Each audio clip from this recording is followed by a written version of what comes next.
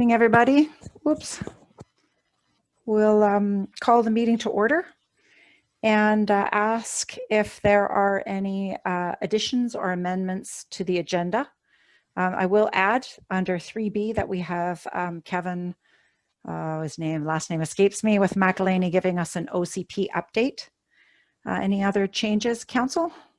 I would like to add the issue with the medical situation to the agenda, just to have a discussion about it. Yeah, so I don't know if you got the email, but they're back open again. They sent out, just posted on Facebook that they are not shutting the doors now. And I believe that that's a conversation that we have to really have a good one over. I agree with you. I think we should have a conversation about it. But given the volume of this agenda, maybe afterwards we can talk about when we could get together just to talk about that specifically, if that would be okay with the rest of council, because I think it deserves a good conversation, and I don't believe we have the time this evening for it. Sounds good to me. So I'll, at the end, we'll just have a discussion when we can get together, Ryan, because I believe it's important and it needs more than just a few minutes on this lengthy agenda. I agree with you. Okay. We'll put it at the end of the agenda to schedule a meeting for it. Okay. Yes, okay, we can do that. that. Yeah, okay, so under new business F, schedule meeting re-clinic. Okay. I have a request. Okay. I have a report, it's 10C, but Jolie White has graciously said she would be attending this meeting, and we'll see if she's in the room or not, but she said that she would be on hand to answer any questions. So if we are able to move that up to further closer to the top of the agenda. Okay, and she is here, so we'll move that then to, we'll bring 10C forward to 7A1, and then that way Jolie can leave, and then we'll follow with Councillor Cole's report. So we'll just switch that. Okay. Thank you. Anything else, Council? Okay, so seeing none, can I have a motion, please, to adopt the agenda as amended? Moved, seconded, all in favor? Opposed, carried. Great. So for petitions and delegations, this evening, our first delegate is Duncan Crow, and he will be speaking to us about some COVID concerns that he has. I believe he is in the waiting room. There we go. Hello, Duncan. This is Mayor Wickstrom. You can have the floor. And you are on mute at the moment. And to unmute, if you called in, I believe it's *6, if I remember correctly. There we go. We can hear you now. Right on. Thank you for that. That wasn't in my instructions. Duncan Crow speaking. Can everybody hear me? Yeah, we can hear you. You have usually okay. 10 I'll minutes just go or then, eh? Yeah, 10 minutes or less if you don't need it. Okay, thank you. My background is as a health coach. I've got about 20 years experience and about 150 IQ, so I'm aware of the ins and outs of this, and I'm aware that Fauci, the Trump advisor, is the patent holder of what they call the HIV that they've been poisoning people with for a long time. And so with regard to people thinking that it's a criminal conspiracy, this thing of interest has come up by way of a notice of public safety law from the National Council of Common Law Assemblies, which are lawyers around Canada, a rather large organization. And what they're referring to is the mandates, I'll just start to read it, abolishing a notice of public safety law, and they have an order number 0908-2020A, abolishing and outlawing COVID restrictions, mandatory vaccinations, and other unlawful, unhealthy, and unwarranted measures in Canada. This is issued by the National Council of Common Law Assemblies on September 8th, 2020. Let it be known that the regulations in Canada that restrict free movement and association and impose mandatory quarantines, social distancing, mandatory testing and vaccinations, and the wearing of masks are unlawful measures, as they've been decreed by no court of law or legislator. And they're medically unsound requirements that threaten and assault the fundamental liberties, health, and security of all Canadians and violate the international recognized legal right of free and informed consent that governs all medical procedures. They refer here to the Nuremberg Code of 1947, of which probably half the people listening are aware of. I have a copy here. It's 10 short points. Shall I suppose. This was actually published in the British Medical Journal. This is a copy that I have. Permissible medical experiments, the great weight of the evidence before us to effect that certain types of medical experiments on human beings, when kept within reasonably well-defined bounds, conform to the ethics of the medical profession generally. The protagonists of the practice of human experimentation justify their views on the basis that each experiment yields results for the good of society that are unprocurable by other methods or means of study. All agree, however, that certain basic principles must be observed in order to satisfy moral, ethical, and legal concepts. So they came up with these 10 precepts, principles, and number one, the first line is the voluntary consent of human subjects is absolutely essential. This means that the person involved should have the legal capacity to give consent, should be so situated to be able to exercise free power of choice without the intervention of any element of force, fraud, deceit, duress, overreaching knowledge and comprehension of the elements of the subject matter involved as to enable him to make an understanding and enlightened decision. That's half of paragraph 1, and there are some details. It's incredibly detailed for 10 points, but it goes into about a page and a half. Okay, so Nuremberg is law in about 160 countries that have signed into it, and statute law is subrogate to human rights. So what they're saying is that a decree based on anybody's best guess in an office doesn't a law make, and they can't be using people for experimentation purposes. What we have with regard to my experience, I'm stopping reading. My experience is that the inventor of the PCR test says don't use it to test for infectious organisms. The procurer, the manufacturer of the test kit says, you want that COVID to go away, don't use these swabs. Don't use it, it's fraud.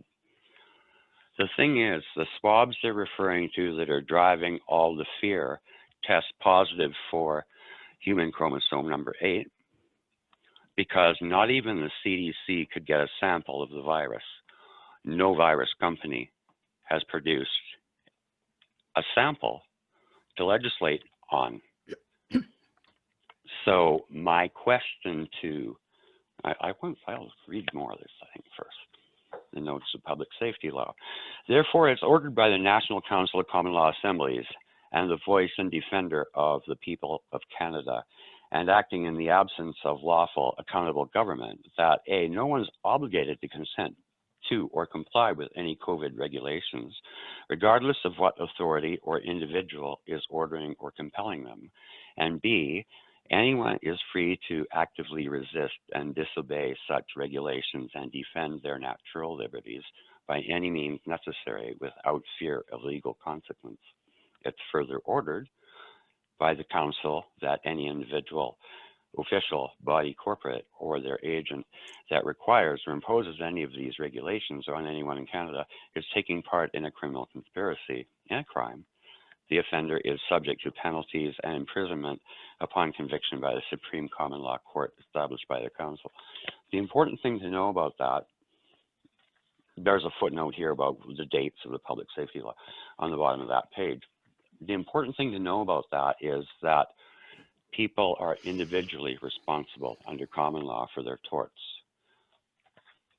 So I don't know anybody who could suffer the damage of a wrongful death or an injury. At any rate, they went on here. Here is the actual, that was the preamble. Here's the actual order, the law. Notice of Public Safety Law allowing COVID measures issued by the National Council of Common Law Assemblies in Canada, September 8th, 2020.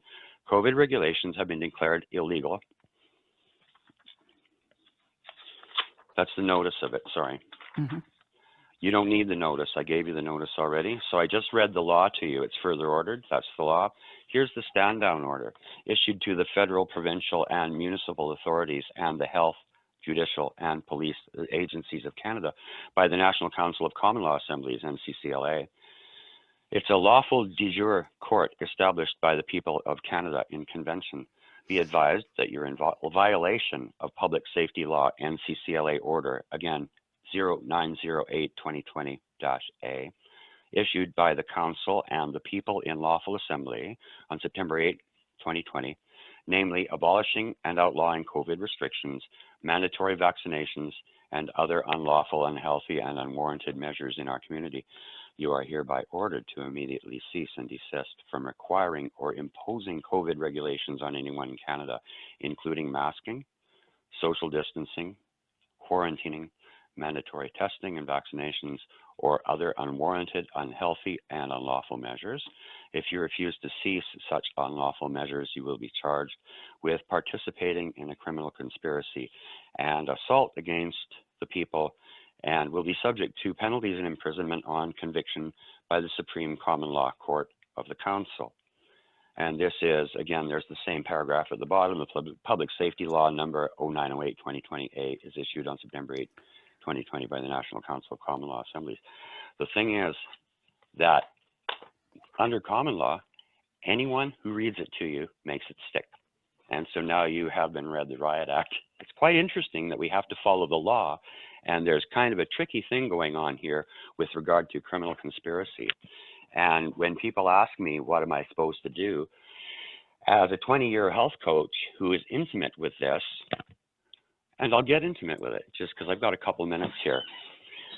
The US, Canada, and Russia sat down and decided to depopulate ethnic Africans in 1962. This led to the Special Virus Program, which was targeted to reduce a person's immune response and cause cancer, Kaposi sarcoma. This led to the lead hand Fauci's patenting of the HIV output, but they never had to prove they had a virus. All they had to show was an illness that they thought might be virus-like. And if we go back to my question to town council, and what makes their whole case of fraud fall apart is, what do those tests test for? The tests aren't reliable. So what could be in the vaccinations? And now they're not even posing that the vaccinations are to vaccinate against the disorder. If you look into this, you will see that the whole thing is untested, and the impositions, therefore, are part of medical testing procedure, which is illegal under the Nuremberg codes. I guess I've got about 6 minutes in. This should be some of the most important information you have just found out about in your lives. And I'm done. Okay, thank you very much. I should have explained ahead of time, so delegate status is not for council to get into a back and forth. We do appreciate, though, for you coming in. We did receive your email with the stand down order. Each councillor has it, and we thank you for your time coming today. I'm asking for an honest investigation because apparently the virus has not been proven. So what could the test kits be testing for?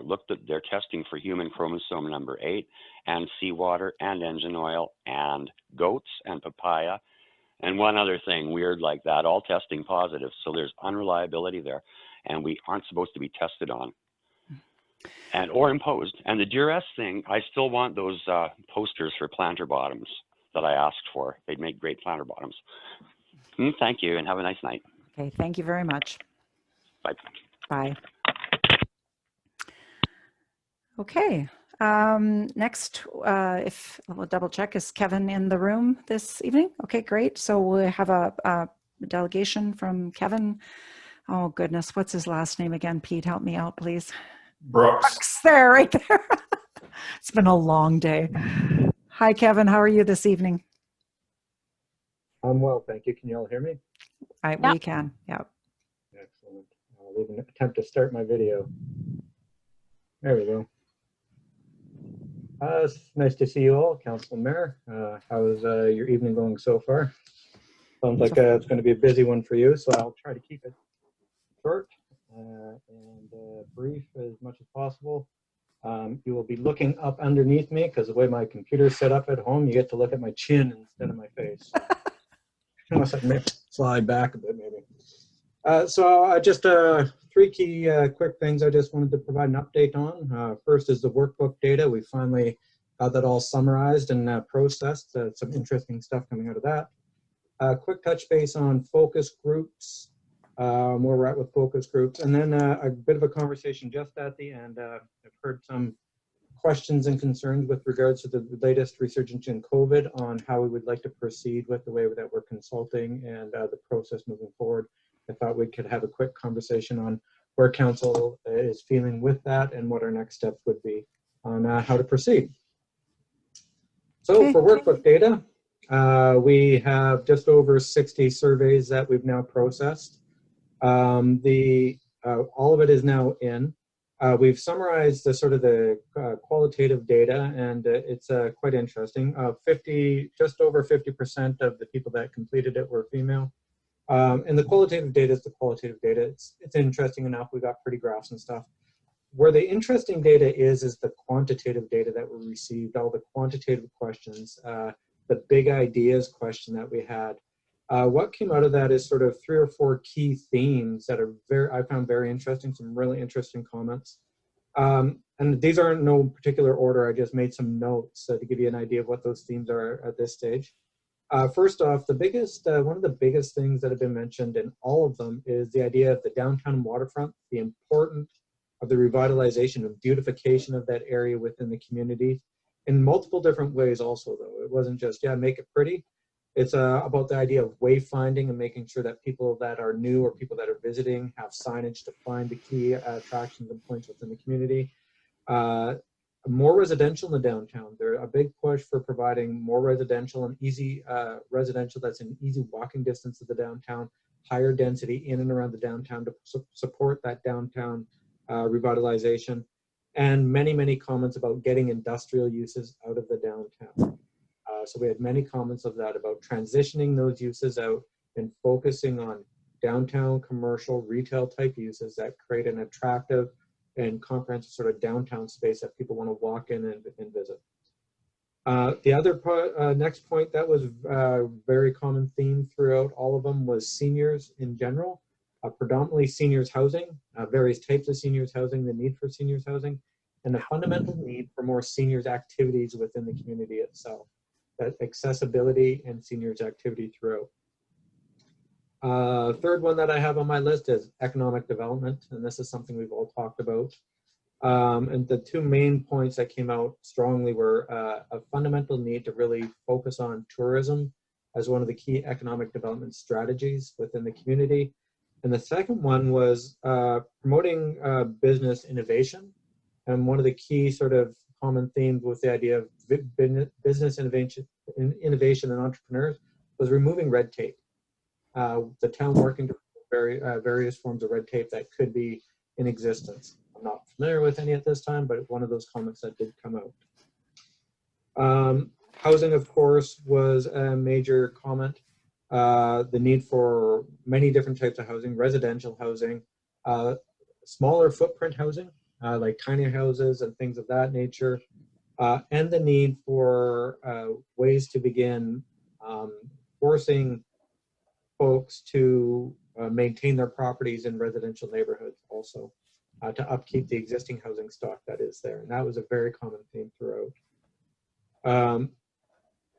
One of probably the most common theme was the fact that a lot of people don't believe that Port McNeill needs more parks.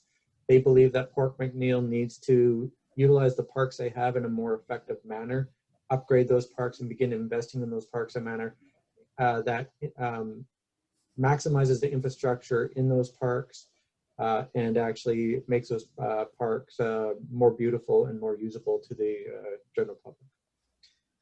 The one theme that was throughout pretty much every survey that I read so far is the importance of outdoor activities and the natural environment to the community itself.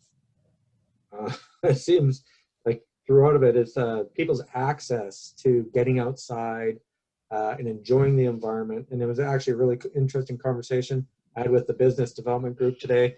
After that, I actually read through as many of these surveys I could go through, and just a very common theme is that outdoor activities, access to the natural environment, and being able to get out there was probably some of the most common themes, the most important themes that everybody mentioned throughout the workbooks that I've read so far.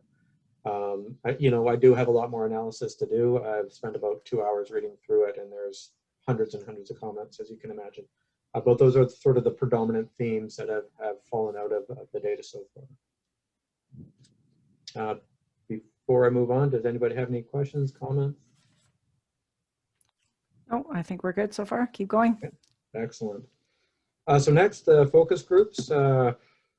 We had the business focus group today. We had a great conversation reviewing the draft survey, got some really excellent comments back from all of the people on the focus group, which is really, really good. And we've added a lot of additional questions to that survey. We were intending to meet both the youth and seniors focus group this week, and I'll come back to that because we'll utilize that as sort of the segue into the conversation about what our options are for next steps. I have the Young Families Focus Group is up and running. We have 6 individuals that are sitting on that. And as more individuals show interest, we'll add them into that focus group as people are interested. We will be meeting on Friday to go over the survey with the Young Families Focus Group in a Zoom-like meeting setting. I suspect it'll be a great conversation also. We've been having really great conversations with everybody in regards to this information so far. The youth and seniors focus groups, the same sort of thing has happened with the resurgence in COVID that we're seeing and the various issues associated with that. We are seeing challenges getting these focus groups together. Both of these are focus groups that tend to need to meet to be able to go over the data or have the conversations. Not that they're not technologically savvy, but it's the way that they interact with the world. And so we are having challenges getting these 2 groups together. And that brings me to sort of the segue. What are our next steps? With the resurgence in COVID, we do have many options. And Peter and I have talked about this. We really have 3 options what we can do moving forward now. You know, we could look at doing a full pause on the project for now, giving it a couple months to see if COVID dies down to allow us to do a more fulsome and complete consultation with the community where people aren't scared to actually be involved in these kinds of things. And get out there and be able to provide feedback to us as part of this process. With a full pause, it doesn't mean that all the work will necessarily stand still in regards to the project. We still have the zoning bylaw pieces to review, and they're regulatory pieces, and it's really a housekeeping process for the zoning bylaw. So we can continue, Pete and I can continue working on that. And we can also shift our resources over to the active transportation plan because our deadline for that plan is the 15th of February. So there is some benefit if a full pause is desired by council. The next is sort of a partial pause on the project, which is proceeding with this survey that we've drafted up now, going through the final meetings to flesh that survey out, release that survey as we're planning sort of mid-December, let it run longer to give people a greater opportunity for filling that survey out. And then additional time at the end where we just watch what COVID does to determine if we're going to see a reduction in impact of COVID on our communities coming in the new year. Based on what I'm reading and what I'm seeing, I suspect we'll see an additional spike after the holidays, of course, because people are going to be meeting with their family members. You know, lots won't, but lots will. So we're likely to see an additional spike. With that, what that allows us to do is collect that information, actually begin to frame out the official community plan policy framework. So when we decide to proceed with further consultation, that we actually have a very well developed draft OCP to bring back out to the community for our next discussions. That would be the focus groups and the community. The last option is we keep going as is. And we keep trying to find methods and ways of engaging some of our key groups like our seniors and youth group and other ways to see if we can train up some of our seniors folks so they can use Zoom, which seems to be the greatest technological challenge, and reach out to our youth group to see if we can begin setting up meetings where they're actually utilizing personal computers and things of that nature to ensure that we are reaching out to them and providing them with opportunities to provide meaningful feedback to us. And that is definitely an option that we can explore. But before we move forward, I wanted to really have the conversation with council to see where you're at, what your desires are, and how you'd like to see this play out over the next few months. Okay, Council, any comments? Councillor Mitchell? I'm certainly giving it a lot of thought. At the outset, we decided that we indicated the public engagement was probably the most important part of this process for our community. They had to buy into it and have an opportunity to contribute to the new plan. Now we find ourselves in the middle of a pandemic where most of our activities are limited or completely curtailed, depending on what we want to do. The circumstances we find ourselves in wasn't anticipated. We didn't know this was going to happen when we started. So perhaps the most significant fact is that we're not permitted to visit with each other, even in our home. So I can't just go to my neighbor and talk to him over what's going on. I'm not allowed to do that. We can't gather in groups, publicly or privately, at the moment. So I believe that there's no way that we can have proper public involvement in the process until we can at least have minimum amount of public contact with each other. In other words, sit down with 6 people in a safe manner and have a meeting. We can't do that. Public involvement is a number of things, and I guess I'm looking at it and I'm going, where are we going to stop when it comes to finding alternative methods? Open houses, information meetings, town hall meetings, focus groups. All these things are part of public involvement. Audience polling, kitchen table meetings, talking to your neighbors, presentations at community events, surveys and newsletters. Some of those things we can still do, and I don't think we should stop doing that, but I think we need to make certain that we have that personal, hands-on public involvement that we intended when we started. I don't think this process needs to be rushed. And I've looked at it in public consultation that's limited to online telephone calls. It is not dialogue. It's very, very one-dimensional. We're in a pandemic. We need to acknowledge that and allow proper consultation to happen for all the citizens in this community, not just those who are connected or savvy, but everyone. So I'm proposing that we suspend OCP activities, but that isn't the place for it now, I guess. The provincial government, in its wisdom, has offered us an out. We're given $800,000+ to help mitigate some of the unforeseen costs of this COVID thing. Perhaps if there's some additional costs involved in doing this, we can draw on those funds to see that our contractor is fairly taken care of, that our costs, additional costs that are going to be incurred as a result of stalling this process would be properly met. And I'm sure the staff and administration will figure out a way to deal with that. But I think we need to take a pause. Okay, thank you, Councillor Mitchell. Councillor Downey, did you? Oh, you're unmuted. I'm sorry. Were you waiting to speak? Yeah, I'll Okay. speak to this as well.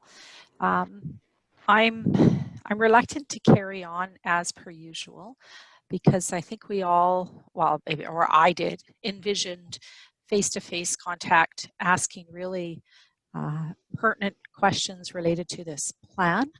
And so I'm reluctant just to, go straight to Zoom. Having talked with a number of our seniors, having my own children raising young families in the community, I think it's really important that we do have that opportunity to have those face-to-face conversations. However, I'm not not liking the full pause. I think my preference goes to the partial pause, proceeding with the survey, release it in December, allow longer time, and then rather than carrying on, maybe once that's underway, alongside of that, we could have our contractor work on the zoning bylaw as well as the active transportation plan. I'd like to see those be worked upon at this time. So. Okay. Anyone else before I speak? Councillor Barron? I thought that what Kevin said about the full pause he would basically rearrange his workflow, if I'm listening right, so that there is still work going on in the background, But I mean, everybody's tuckered. It's been a really long year. I think December is kind of a crappy time to be trying to get COVID or no COVID. It's just a tough time to try and get people for input and everything. So, I mean, I wouldn't argue if we said go to partial pause, but I think kind of that full pause, let the background stuff happen into January. Maybe get the survey finished up if you're already on a roll, Kevin. Like I would kind of leave that to you if you're on a roll to get it finished. But I don't know if I would release it right now. I think I'd get the background stuff done and then come at it. And hopefully by the end of January and getting into February, we'll be in a position where we can release it and have public meetings, and even if it is only 6, but we can be starting to build towards getting somewhere with the COVID. Mm-hmm. Yeah, I'm not for a full pause for sure. And I understand though the challenges that we have with our seniors. I hear Councillor Mitchell in his comments about it's one-dimensional.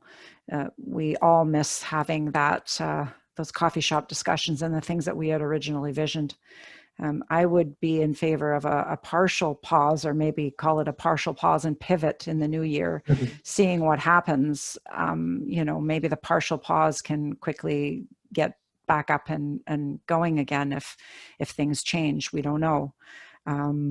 So yeah, I'm reluctant though to halt it. I feel that what we are going to have is going to be miles better than what we currently have, and I almost would entertain, in 2 years' time, doing a bit of a refresh if we felt we didn't quite get it right, and then do an amendment. But that's my 2 cents. Councillor Cole, did you want to add anything?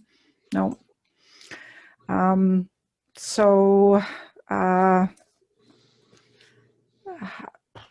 I have a motion then is that he's looking for direction? Does that have to be in the form of a motion, Pete, or just give direction as a partial pause?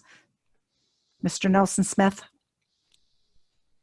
I always like motions and resolutions, just they're easier to track. Okay, so if I hear that council is leaning towards, well, at least 3 are leaning towards a partial pause. And again, can you just, before I ask for a motion, can you just confirm, Kevin, what that would look like again, so that we all be clear? Yeah, certainly. What I would recommend if we go with the partial pause is that we continue to proceed developing and releasing the survey that we are developing now. What I'd also recommend, and I heard Councillor Barron's comments, and I've heard this from our business group also, is that we then extend the time frame out for the survey. We could extend it out at least to mid-January or later if we wish to, even if we do release it on the 18th, maybe release it a little bit later now to give Pete's team a little bit more leeway for printing and things of that nature.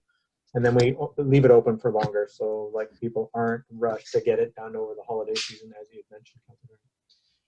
Once that's done, when the survey is closed and we're into the new year, then we'd be working on the zoning bylaw and the active transportation plan while that survey is open. It's about 6 weeks to potentially 8 weeks working on that. And then when that's done, then we have a date that we all get back together and go, okay, where are we at? What's the situation now with COVID on the island? And are we at a place now that we can begin to start having those meaningful discussions that we're talking about? The meaningful discussions is that the idea of the face-to-face meetings, I've heard throughout the community as an important component, and it is something that we need to try to achieve. I agree. So if you wish to go with partial pause, I think it's very feasible and very reasonable consideration. I would motion that we entertain a partial pause as outlined by Kevin Brooks this evening. And a seconder for that motion? Okay, by Councillor Barron. Councillor Mitchell, you had a comment you wanted to make? Or Just want to clarify. My understanding is that the survey content is what we're reviewing in the focus groups. So this survey would be produced without the content comments from the seniors and the youth. Is that right? That wouldn't be my intent, no. What we'd be able to do, though, if we're going to partially pause it, is we can take our time instead of having to run and make sure we have meetings next week or the week after. We're partial pausing while we're taking the comments from the others, like the business, the young families, and integrating that into the survey. If we need to call each one of the individual people for the youth group or seniors group, we then have time to do that, not having to worry about the deadline date of the 18th to get it out in time, make sure it runs properly. So it'll give us that a little bit of additional time, and we can reach out individually if need be to ensure that our key members of our focus group are have an opportunity to discuss this. Right. Well, then the object of a focus group is, of course, for the group to focus and discuss the issues and hear what the other people are thinking and formulate how they feel as a collective group, what they would like to see in the survey. So that won't happen if we just blast forward here and get this thing out by the 18th of December. That's not even 2 weeks away. It's 10 days from now. So I'm not in favor of a partial reset or a partial pause if it means that the focus groups won't get to do their job, because that was the intent of council at the beginning. And I believe we need to carry that intent out. Otherwise, we're taking two groups of the community and saying, your views don't really matter. We can put this out without your input, proper input, and it's okay. And I think we're cutting enough corners as it is. Our public hearing, the first one, was minimally acceptable to me because it's just the way we had to do it, but I understood that and I accept that. But if we keep cutting, pretty soon we're not going to have any meaningful public involvement that's cross-sectional, and that's starting to bother me. Because 2 years from now, I don't want somebody to come to me and say, you guys railroaded this thing through in the middle of a pandemic. I want them to be able to say that we did a good job of it. And so I guess I want to see, I'm in favor of continuing with the process that doesn't involve public consultation. Keep the wheels turning, keep the thing moving forward. But we need to have that public input, and it needs to be done properly. It can't be truncated. It can't be shortened up somehow because of COVID. COVID's going to have to pass before we can do that. Then that's what we have to do. That's my view. Thank you, Councillor Mitchell. Anybody else like to make a comment before we vote on the motion?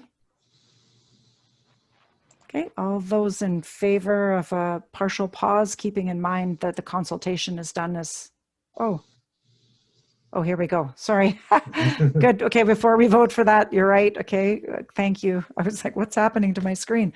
Motion to entertain a partial pause to proceed developing the survey and then extend the survey time frame and work on the active transportation plan. Yeah, there was other things as well, though. You were saying the rezoning bylaw and other bylaws, right? Could we? Correct. Yeah. Okay. So just add other bylaws, or is it only just the one, Kevin?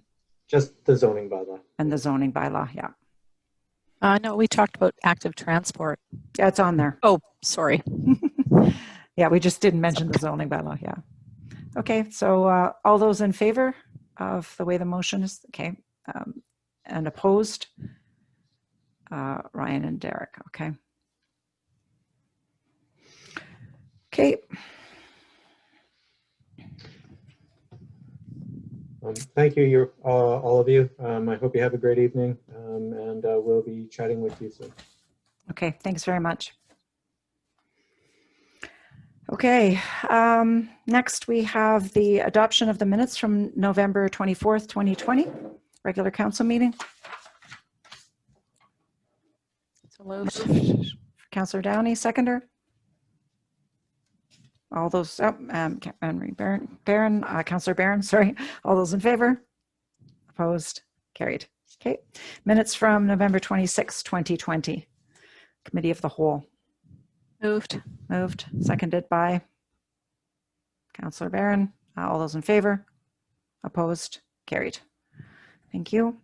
5A correspondence, a letter dated from Coastal Communities Social Procurement Initiative. So update and membership opportunities. Move for discussion, please.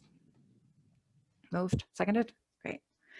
Yeah, so you see the letter before you. They're coming again to council. I know that we have an element of this in our policy or at least we tried to add a little bit. Thank you to Councillor Cole. But we don't have a standalone social procurement policy. I believe, if I interpret the letter correctly, that Colleen Evans, who is the co-chair, is looking to have the opportunity to discuss with us. So what's your pleasure on this, Council? Councillor Downey? I would entertain having her come and speak with us in more detail regarding this. I also acknowledge that we do have an element of this in our purchasing bylaw, and I believe it's also an element that that will be incorporated into our OCP, if I recalled correctly. So, okay. So, do we move then to invite Co-Chair Evans to come and speak to Council? You move that, Shelley? Yep, moved and seconded by Councillor Barron. Any further discussion on this? Okay, seeing none, all those in favor? Opposed? Oh, you're in favor, Councillor Cole? No, you're opposed? Okay, carried.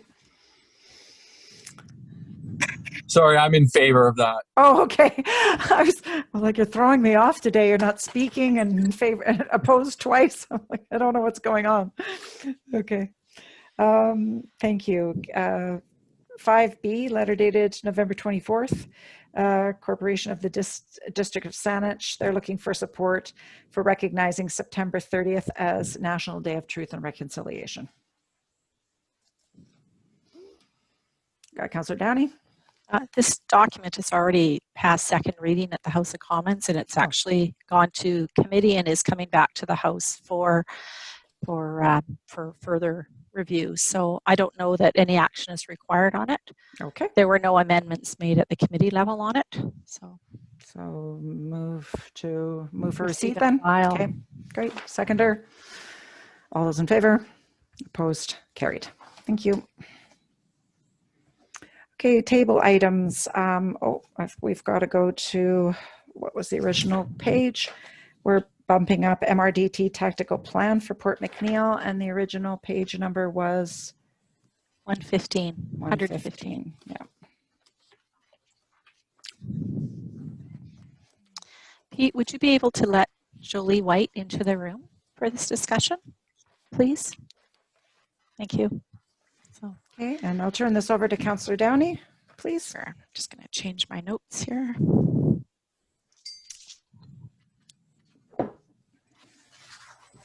Okay, so as you know, the Tourism Advisory Committee is given the MRDT dollars to allocate, to form a plan and to allocate expenditures around tourism for our town. So last year, a rather rushed MRDT plan was put before council. We were all new at it. We had a change in staffing, and we put something in. The result due to COVID is that we spent very little of our money for this current year that we're in. What we did manage to spend was on the website, and the other thing was a video as well. So if on the document you see in front of you, our expenditures for the year is around $7,000 is where we're at. So that we anticipate going into the year 2021 with about $50,000 in the bank. So we met, the chair, myself, and Jolie met a few days ahead of the committee, and then presented to the committee a plan, which is what you see before you now. So for the year 2021, we're looking at parking some money towards the website development and recognition that we have our website. We expect to go live for the new year, but we just want dollars allocated for, you know, ways to improve it and make it better once it's up and running. So to accompany that, and Jolie and Gabby is a tourism, you would know as well, the importance of search engine marketing and digital advertising. So we've allocated some dollars towards that for 2021. Asset development is for photography, editorial, and video. And the video may just be taking B-roll and using it to create videos which could be utilized with our website or however we choose. So there's an allocation for that. Stakeholder development communication, and that's just around connecting with our stakeholders and pointing them to some of the services and that are available. As you see there, it says connecting with stakeholders, encouraging participation in available programs. And the last there you see is contractor wages, which we had last year, but of course we didn't do. But they're looking at an allocation of funding to help implement some of these strategies that you see before you. So the anticipated expenditure is around $37,000. And we think that's likely high, but this is what the committee is bringing forward for council's approval. This plan that you see in front of you will be embedded with the regional plan. And maybe I'll just ask Jolie if she wouldn't mind just explaining to council what that looks like as well, if you could. Good evening, Jolie. Nice to see you. Thank you, Jolie. Hi, everyone. Thank you. Thanks for having me. Yeah, so we, as Shelley mentioned, this will be a combined for Port McNeil's MRDT tactical plan. This is the plan that we submit to Destination BC and the Ministry of Finance annually to lay out how we plan to spend money on the tourism activities in the coming year. The 80% that goes to regional tourism is how that's spent is determined through the Vancouver Island North Regional Tourism Advisory Committee. So we have a mix that includes the print and broadcast as well as digital advertising. We're going heavy into digital for 2021, just understanding sort of the situation of where things are at currently and what we anticipate for the new year. Just really putting our investment into areas that can shift messaging and shift audiences as necessary.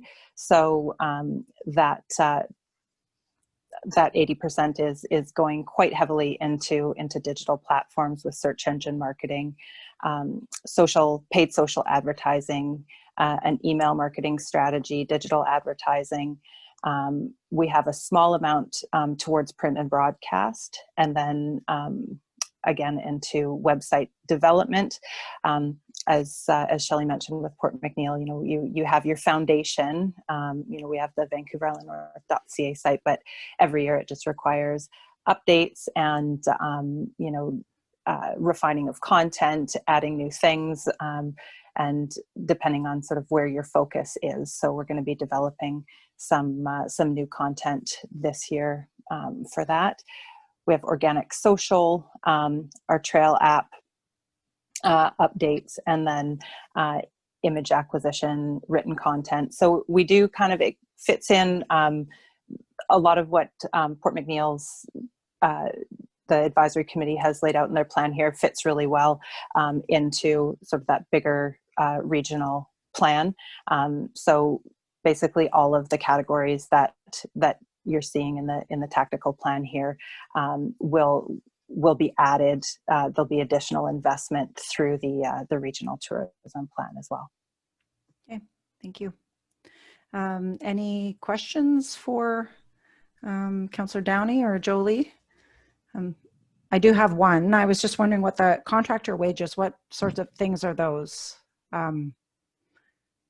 Councillor Downey? To be determined. It really is about implementing the plan, and those details will be worked out going forward. So maybe with creative content or something like that, or working with a social marketing firm or something like that. Okay, thank you. Something like that. Okay. So you're looking then for council, Councillor Cole, did you want to ask a question or no? Wow. We're looking for approval. We're looking for approval from council tonight. And then this gets submitted to Destination BC, correct? Correct. So can I have a motion then? If there's no other questions, Councillor Mitchell, did you have anything or are you good? I don't see anything. So a motion then to approve the tactical plan as presented by the Tourism Steering Committee. Moved by I'll move Councillor that. and seconded by Councillor Mitchell. Any further discussion on that? All those in favor? Opposed? Carried. And Thank the if I- group. If I may, I'd just like to say how much the group appreciated the wisdom and the experience that Jolie was able to share with us as we went through this process. Jolie, it was very much appreciated, and just want you to know that. And thanks again for all your help. Thank you. I'm looking forward to working with the group and implementing this in 2021. Yeah, thank you very much, Jolie. And also thank you to the committee for the hard work that they did putting this together. We appreciate it. Thank you. Okay, 7A, we've got Councillor Cole's report on First Nations engagement on Hoy Bay. Move for discussion. Moved, seconded. All those in favor? Oh, never, sorry. Keep going. I'm speeding ahead. Councillor Cole. Go ahead, take it away. Thank you, Mayor Wickstrom. Yeah, I think the report speaks for itself. Kind of hoping we can get the ball rolling here. I'd like to go ahead and make the motion as indicated in my report to direct staff to consult with First Nations regarding future development of municipally owned land at Hoy Bay. Okay, second for that motion. I'll second that. Okay. All right. Discussion on the motion. I'll start off. I just wanted to know, I wanted to ask our CAO, Pete Nelson Smith, sorry, not in trouble, Peter. So within the current OCP process, we had First Nations consultation. So that was very broad in the scope. And where are we on that currently? So thank you, Mayor Wickstrom. We've had a great conversation with Jeff Monroe from the Numgees, giving us some insight onto how we should proceed with any plans as far as our community wildfire protection plan, our active transportation plan, and we even brought up the subject of Hoy Bay. So we are well on our way to open communications with the Numgees. I was able to sit down with Doug, I do believe his last name is Brown, from the Quag Youth, and we've had some higher level discussion, not quite as involved as we've had with the Numgees, but those communication avenues have been opened as well. And they're aware of the process that we're going through with the same mentioned planning procedures we're going through. Okay. The only thing that I wanted to add, thank you very much. I just wanted to say that I like the idea right now of it being higher level. I feel like for focusing in on one particular area, we don't know yet the outcome of the official community plan and what people may or may not want to see in Hoy Bay, though I'm not at all opposed to development there for a park. So that's all I wanted to add to that. I feel that this is putting the cart before the horse just a little bit. That's my thoughts. Anybody else from council, please? Well, I think that we did discuss putting it on the radar. It was on the radar for next year, and we know that there's from the preliminary information from the official community plan, there's a desire for access to waterfront. I'm not completely convinced that the people who want access realize how little space there actually is on our existing waterfront. Whereas Hoy Bay's got 15 acres. Even if we only develop one of them, we'd have way more than we have available to us right downtown. So I think we need to highlight Hoy Bay a little bit more significantly in the community plan process so people are aware that it exists and what the possibilities are. So I like Derek's idea that let's push this forward a little bit, because if people aren't aware of it, then they're not going to be selecting it as a choice if we don't present it in some way. So just So I think we need to clarification. get it out there. just clarification. When you're referring to people, are you? I think Derek's is on First Nations consultation on it. Are you also saying like a dual component then? Well, I think if we start moving it forward with the First Nations consultation, by default, it'll become a conversation. Okay, thank you. Councillor Downey? I read this. I do too wonder if it's a bit premature ahead of the OCP, but I think where I'm coming from is the development of Hoy Bay and what is to occur there. I'd like to see that as a government to government discussion. You know, right now we can't meet. Maybe we could do a Zoom meeting, but I would really like to meet with the First Nations and have that conversation with them and hear stories, because they have stories, they have lots to share, and I appreciate that we can direct staff to do that on our behalf, but sometimes it's just worth for councils to meet with one another and hear and share together. So I think I would prefer that this be done at a council to council level as opposed to being handled by staff. Just to further on that, actually, just recently I had spoken with Peter Mountain, and he was suggesting that Zoom actually might not be a bad way to have a first discussion with everybody, recognizing that we can't get together due to COVID.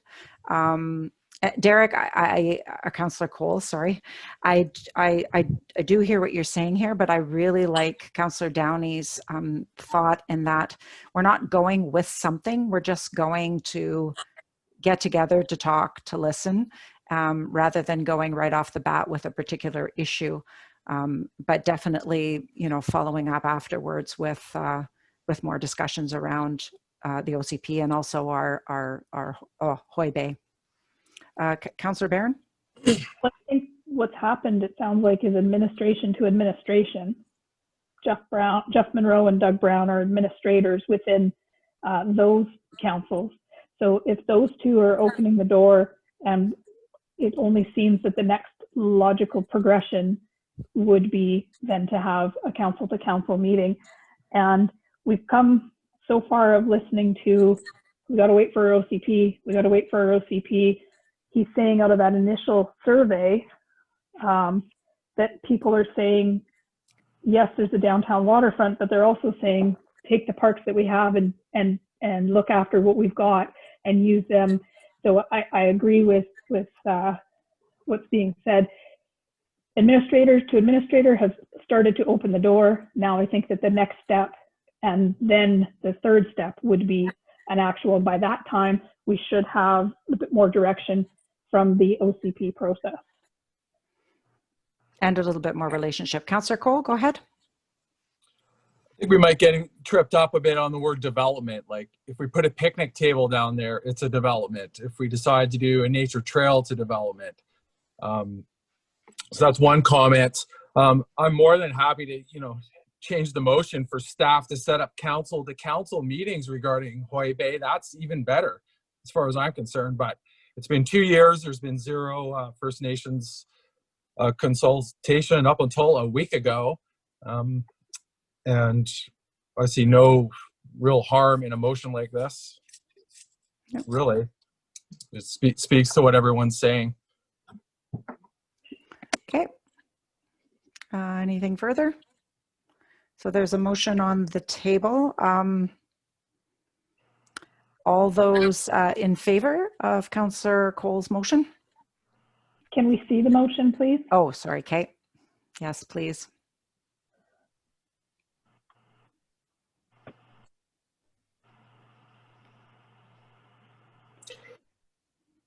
While that happens, I'll just add, like, typically there's quite a lengthy process, archaeological surveys. So, you know, I was hoping we'd get ahead of this last year as part of the budget. We deferred it, and this is sort of my way of hopefully moving that forward in a timely fashion. Well, I think that we need to also, you know, and your report does state it, you know, there's a fish-bearing stream, a wildlife corridor, or eagle perch trees. you know, there has been some work that's already been done, and not sure if there was consultation when that was done. So we also need to be prepared that you know, there may be a little bit of a hang up because of some of the stuff that's already been done. Hopefully not, but we need to be prepared for that as well. Motion to direct staff to consult with First Nations regarding development of municipally owned land at Hoy Bay. Regarding future development was, I don't know if that's in there, but. So I think it was to meet with First Nations, to arrange a government-to-government meeting with First Nations. No, I initially said direct. Okay. That's right out of my report, to direct Okay. staff to consult with Never First mind. Nations. Okay. Motion to direct Sorry. staff to consult with, sorry, is that how you would like the motion written? Councillor Cole, is that acceptable there? Yes, thank you. Okay, sorry, Councillor, so you want to speak to the motion, Councillor Barron? Well, the idea of the stories and actually knowing what the use of the land could be, what we've also got our own oral history here of how that property came to be, and as one community member reminded me about Herb Doman, and that there's supposed to be, I believe, a plaque or a dedication put to Herb when he donated that land to the town. So I think before we go forcing the doors open on our First Nations relationships, which I think we're just starting to get that playing field established, if you will, council to council, we've got to get our own kind of house in order so that we're aware of what previous councils have committed us to, because I'm not certainly clear. And Pete, have you got like reports? Like, can you actually kind of hand us a binder and say, here is the history of that area?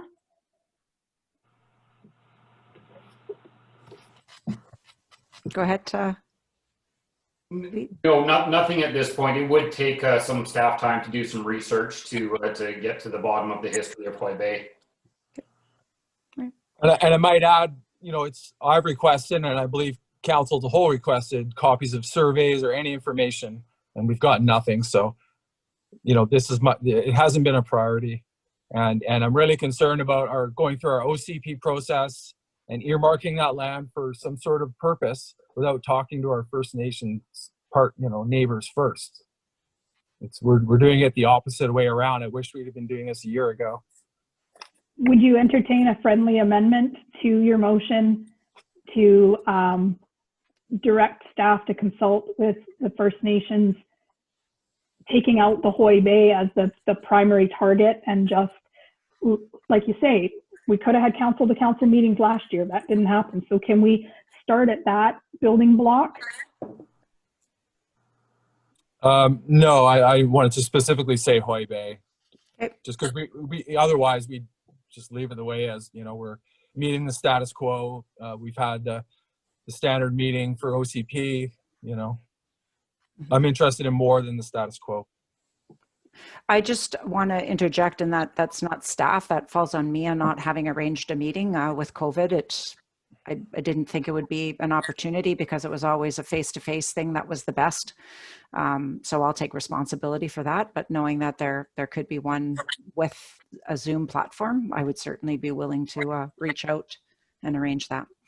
Okay, so any further discussion on the motion as it is written? Okay, all those in favor? Okay, opposed? I would like it noted that, and I don't know if the others want to note, I'm not opposed to development at Hoy Bay. I'm just opposed to the initial discussions coming with a specific ask. I would just like it to be a conversation around the area and that kind of thing, and getting to know each other. If I may. Go ahead. I didn't Councillor. see the results of the vote. I can't see it on my screen. Oh, I'm sorry. It was defeated. So there was 3-2, opposed by Councillor Downey and Councillor Barron and myself. Councillor Downey? I would just like to reiterate, I'm not opposed to the development of Hoy Bay either. I just feel that our first conversations need to be nation to nation and not staff to staff. Thank you. And I as well, I think out of respect, we shouldn't be going with an ask right off the bat. Okay, so you can note that all three, they're not opposed to the Hoy Bay development, just in favor of having a general conversation first with First Nations. Thank So you. is Mayor Wickstrom, Yes, with respect, is that standard? If I oppose something, I can put a reason next to it? Is that the way we're doing when we oppose on something? Mr. Nelson Smith is shaking his head no, though I have done that in the past as a councillor. It's not reflected in the minutes, so only the fact that you were opposed will be reflected in the minutes. It's nice that this is a recording now, and you know, people can go back to see a reason. But yeah, minutes, we don't record a motion, we just record the results. So this is just being recorded for what purpose right now? I guess no particular purpose if we don't write down who's opposed and who isn't, just that it was defeated. It's a shame, though, in this particular case, I would challenge our CAO because, you know, if somebody's reading the minutes, I want them to read the minutes and not glean something completely different. The way it's worded, it then looks as though we're opposed to First Nations consultation on Hoy Bay. Go ahead, Mr. Nelson Smith. A good way to circumnavigate that would be to have a secondary motion that staff table the Hoy Bay development conversation to a future meeting or something to that effect to show that you're still in support of it and then have it reflect in the minutes. So I would make a motion then that we table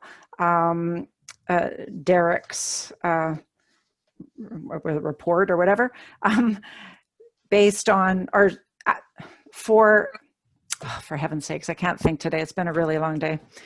That we, I would like challenge council to come up with another motion, like I would like to do so. or Okay. you know. Fine, go ahead. And if you cannot talk over top of me, that would be great. Councillor Cole, go ahead. Councillor Downey. I would like to make a motion that we set up a nation-to-nation meeting with First Nations to discuss the future of Hoy Bay.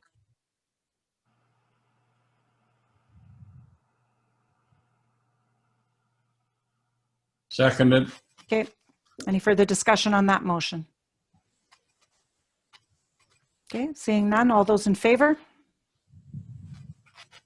Opposed? The motion is carried. Okay, I have a point of order. go ahead, Councillor Mitchell. When a motion is dispatched by being defeated or accepted, the discussion on that motion needs to stop and you move on to the next item or introduce another motion, but you don't just talk about the motion you just dealt with. It's not in order. Thank you. So noted. That's why we changed the motion to what it was. Okay. 7B, finance report on the Rotary Trail Porta Potty. This was a request by council to find out how much use and the cost moving forward. There was a little bit more, it's actually a higher cost than what is reported here. I don't have my email up. I didn't print it off. I know that our finance, deputy finance officer, Laura Evans, is with us. Would you be able, if I didn't suddenly put you on the spot, be able to say what that extra was that you had emailed us earlier today? It's about $350 a month total. And that's with all of the charges then, not just the rental and cleaning supplies as listed here. Okay. All right. And this thank you very much. And this information was asked for to make a decision whether we continue or whether we have it removed.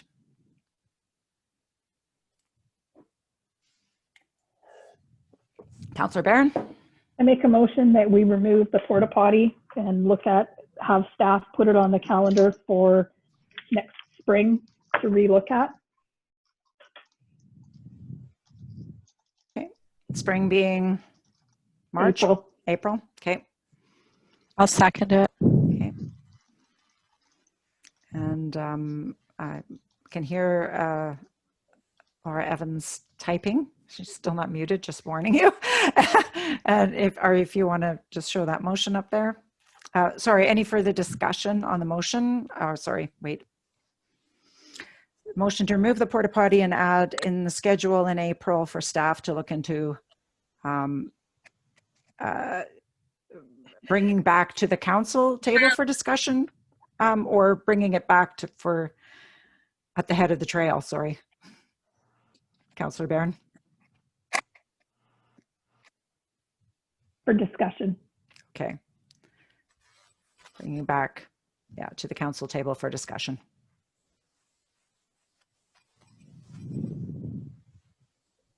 To council for discussion in April. There we go. You can remove, I think we can move the table just to council for discussion in April. Oh, you already got that. Great. Okay. Are you comfortable with that, Councillor Barron? Okay. Any further discussion on that motion? Question? Okay, go ahead, Councillor Downey. Is there a cost to bring it just for setting up and removal fee? Is there an additional cost for that? I'm going to defer to either our, oh, I notice our CFO is here as well, or Laura, either one. Yeah, there is a fee for, I saw a fee for delivering, so I'm assuming there's a fee to take it away and a fee to bring it back. I think the delivery fee was about $200. I may speak to the motion. Go ahead. I second this motion, but I'm going to defeat it because the costs of removing it and possibly bringing it back come spring, because I don't know that we would have an alternative ready for spring given the situation we're in currently. So I will be voting against this motion. Okay. Any further discussion? Councillor Cole? Yeah, I just wanted to say with COVID, there's very few indoor activity exercises you can do. So anything we can do to encourage people to go outside and use the trails, I think we should leave it. Okay. So where does the money come from? It'll cost us $200 to have it leave, and then so instead we pay $800 to keep it here. Where does that come from a budget perspective?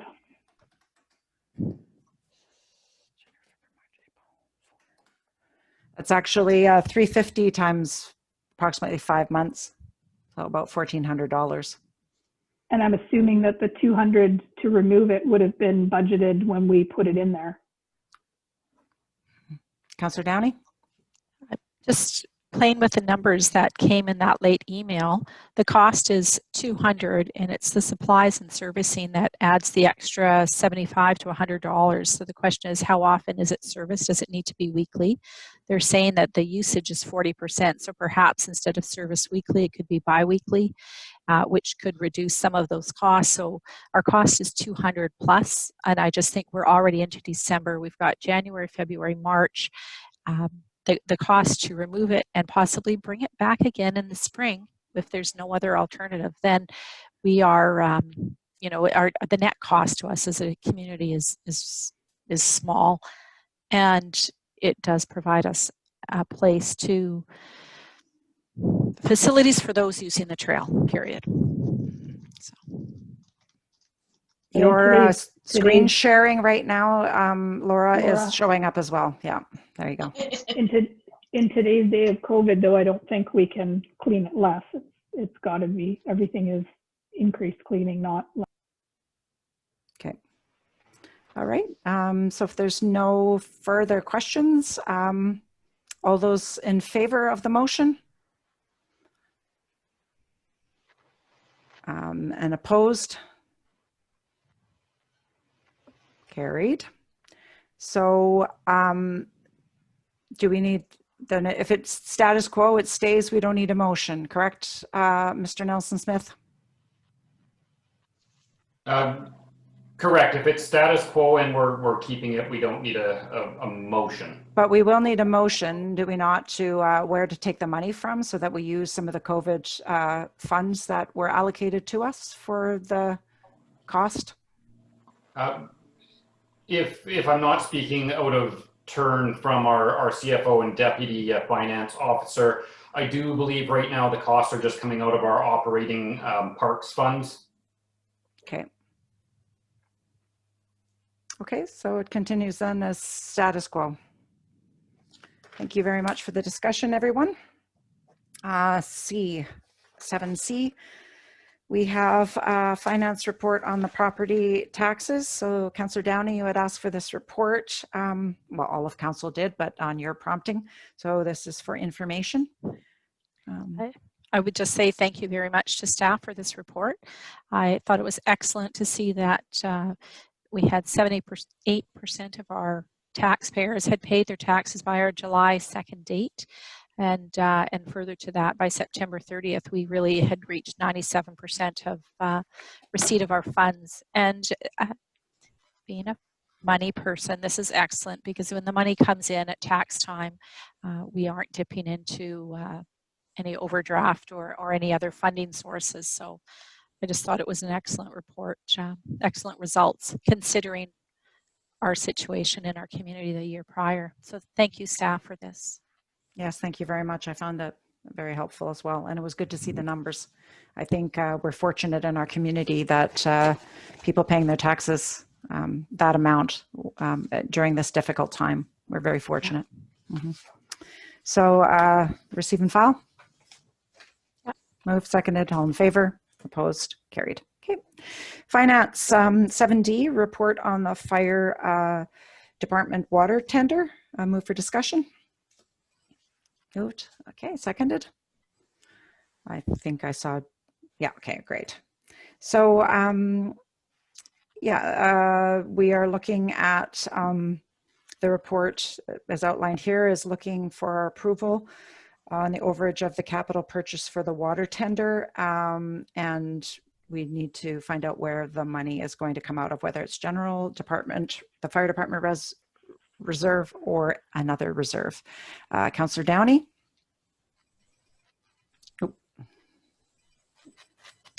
My question is, as I read the report, it says that the expenses were incurred to make the vehicle serviceable for the fire department. So is this a capital expenditure or is this maintenance? Mm-hmm. Sia, our CFO, do you have an answer for that? Claudia, welcome this evening. And you're muted unless you're not here. So I'll just, do you, Laura, do you know the answer? Ms. Evans? Can I get the question again, please? These expenditures that were incurred, are they capital or maintenance? The wording of the document says that it was required to make the vehicle serviceable, which leads me to believe it's a maintenance expenditure. I couldn't answer on that. Mm-hmm. For some reason, Sorry. either Claudia is frozen. She says her mic's not working. Okay. Okay. Do you? Motion Or to you may defer. be able to unmute her from your end. Oh, Oh, there we go. We can hear you now. Yeah. Oh, no, Hopefully. I thought it. Are you there, Claudia? You're unmuted. No. she did write me and say that it's a capital expense. And does she have a reason for that? It's capital rather than maintenance? I could take some guesses, but Okay. I don't really want to put words in anyone's mouth. Okay. And Shelley, you were going to, Councillor Downey, you were going to. I was just going to suggest that we just defer this to another meeting then. Till we The get a little bit. money's been spent, so. Just you're asking what budget line it's coming out of and You just like a little bit more information around, capital or maintenance. okay. So she did just type a message to me saying that the new vehicle wasn't roadworthy unless it got these upgrades or maintenance, whatever it needed. I think we can safely assume that it was a capital expense, and my motion would be to take it from the fire department reserve. Okay, seconder for that motion? Oh, okay, Councillor Cole, discussion? Okay, all those in favor? Opposed? Carried. Okay, thank you. All right, item 7E, grant opportunity, COVID-19 resiliency infrastructure stream, adaptation, resilience, and disaster mitigation. So this is very similar to the stream that we applied for our Beach Drive mitigation. It's a chunk of change that are a large project that we're not going to be able to do without some sort of a infrastructure grant such as this. And personally, I asked for it to be on the agenda because I'm looking for support for council to reapply, tweak the original application that we put in if necessary, and reapply for mitigation for the Beach Drive slide area. I would make that motion. Okay. I'll second Ryan's motion. Okay. So we'll just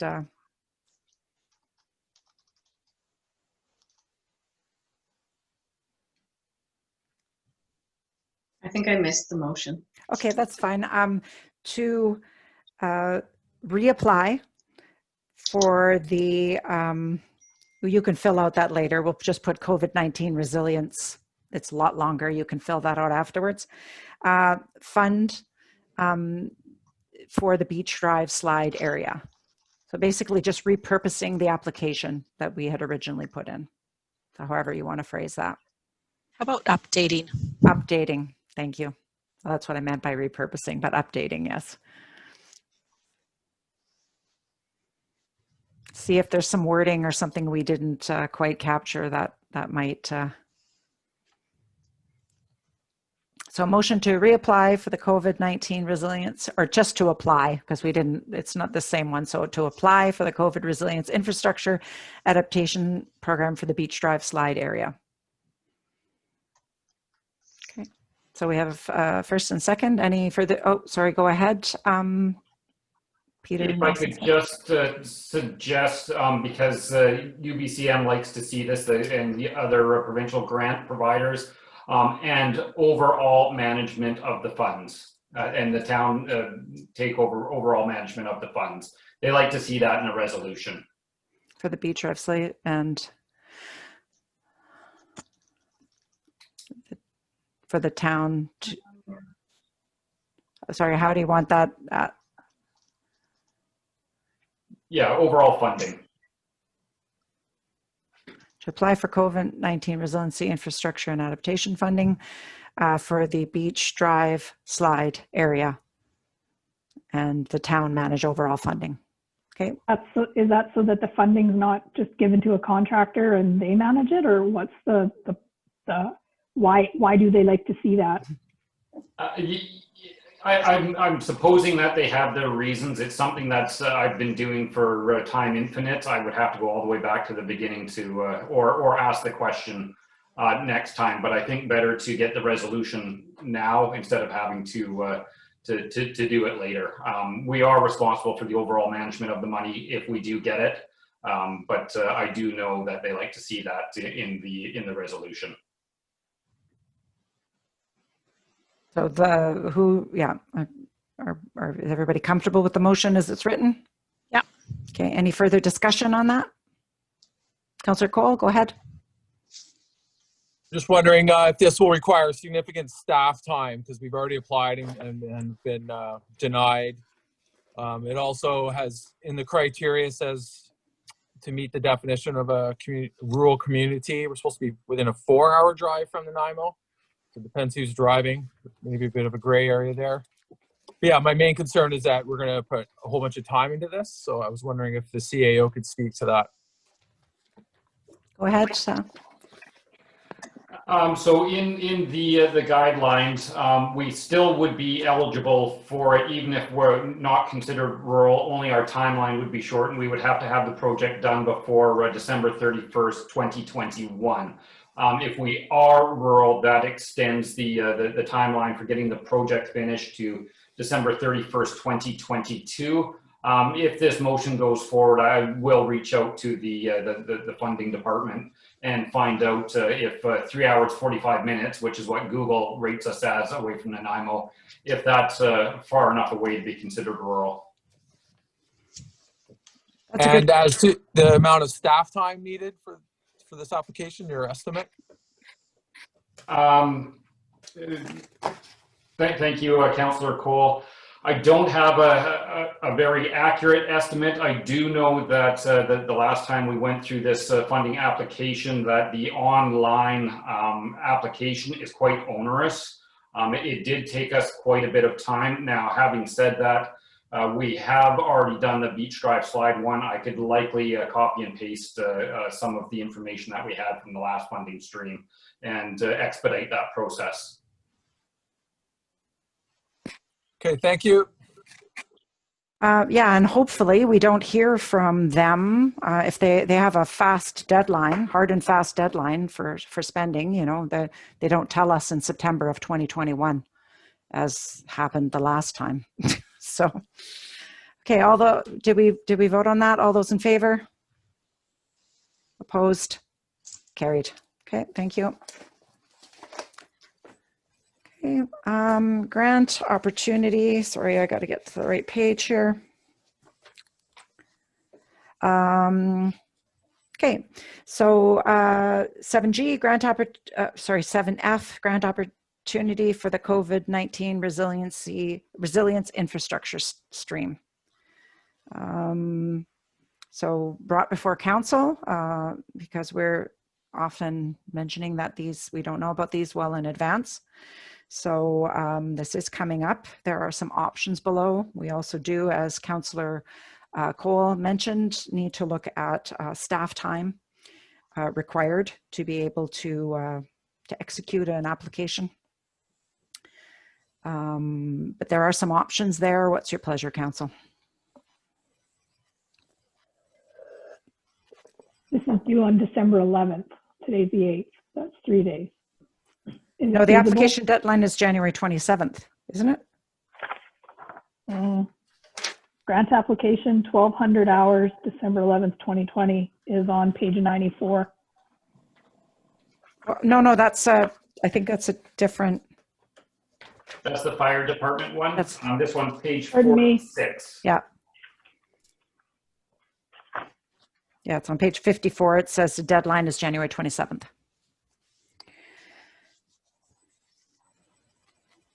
So if we are to apply for something, and we don't have to, but I would highly recommend picking up something that's already on our strategic priorities. There are a number of things. I know Harbor E dock replacement is something that we have engineered drawings for. One thing that isn't on the list was the storm sewer, which we also have some work already done ahead of time and ascertained that that was going to be a considerable cost. I don't know, how are we feeling about this, Council? Do we feel we have enough currently on staff's plate and our plate?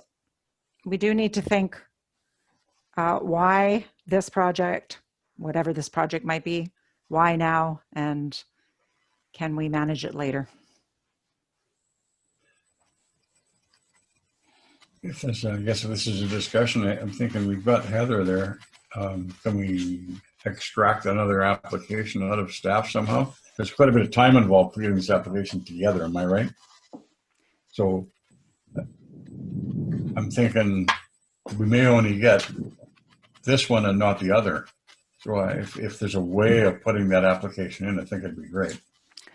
I think we do have to keep in mind that Heather is new, and actually a lot of our staff is new, so it will likely fall on Pete guiding somebody, if not, our CAO doing it.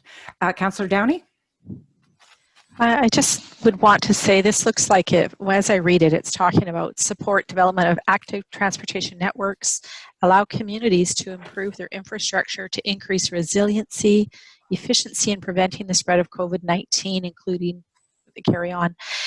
The last power outage, we had a number of seniors, and it was noted, it has been mentioned by them, many of them, and the fact that there was no warming place for them to attend to, that we deferred opening it up due to COVID. I wonder if this isn't the time where we do the upgrades here to our municipal office. We have their municipal office FOIA updates, but is it not time that we establish a warming center here with a generator? Or maybe the generator goes to the fire department and we bus seniors up to the fire hall, but we have to have some place with some room or rooms for them to gather. We cannot leave them 30 hours in the cold again. Just a clarification on that, Pete, I know, and I think Derek, you're also on EMBC. Is not the high school a warming center? Isn't that a designated area with EMBC? Go ahead, Pete. Thank you, Mayor Wickstrom. Yes, the high school gym is outfitted for emergency events. As power outages under 72 hours don't constitute an emergency event under EMBC's purview, we don't actually get funding for that. So if we were to open up a warming center in that area, it would be costs incurred by the town of Port McNeill. Having said that, I do understand that there is some more ESS funding coming available, and I've requested that our emergency operations team look into that funding for a backup generator. In the event of COVID, if we need to perhaps split groups up between the community hall and the old school gym, in the need of a warming center. So it's a discussion that has been had at the emergency operations level, and we are looking at facilitating it somehow, but just with the understanding that EMBC doesn't cover the cost of that. Okay. Councillor Barron? Can the grant be broad enough to cover generators, and then we get specific afterwards as to where and how? Because or shoot for the stars, shoot for the moon and hit the stars, however that goes, and go for the fire department generator, and then either like the town office or whatever building we deem reasonable for additional generator backups. Did we not already pre-approve, though, the other COVID, the 888,000, to move ahead with the generator for the hall, at least getting a quote? Was that not part of the last discussion? Yeah. It was. Yeah. I'm just saying that we cannot, we have to come up with a plan and a warming center. We have seniors, we have 16 residences across the lane from our town office. So that is why I proposed to you that we would establish a warming center here. There's 16. 12. Or is it 12? Yeah, 6 12. each, right? Yeah. Sorry, So, go ahead. Still. Regardless, I'll go count Mhm. later. But we need to do something. We can't do this. And it seems that we are having more wind events.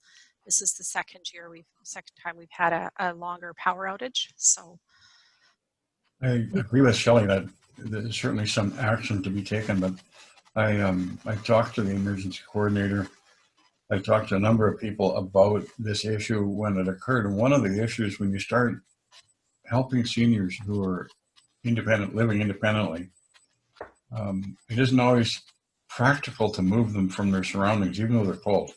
And so I think that solution needs to be really carefully examined. How do we solve the problem of them being cold? Because a warming center may not be a solution for a senior like it would be for a mom with 3 little kids who's young and who can handle weird washrooms and sleeping on the floor or whatever.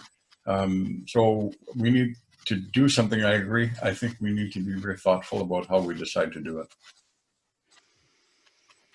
it. If council feels that this is too deep a discussion to have, we can always have another, defer this for a committee of the whole meeting where we can have a really good, robust discussion around this. Council can go away and really think about it and come back. I would suggest that actually, because we could be here for quite a while. Can I move that? Do we have to move it? Sure, move to move this funding into a committee of the whole for in-depth discussion. Second. Okay.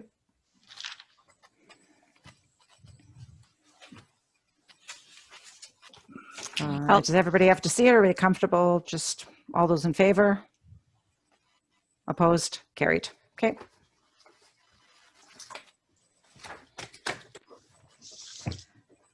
Great.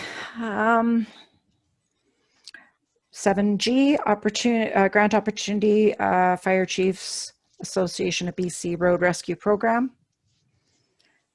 So what they're looking for here is a recommendation that the town of Port McNeill supports the application for grant funding through the Fire Chiefs Association of BC Road Rescue Program up to $40,000 and the overall management of the grant funding.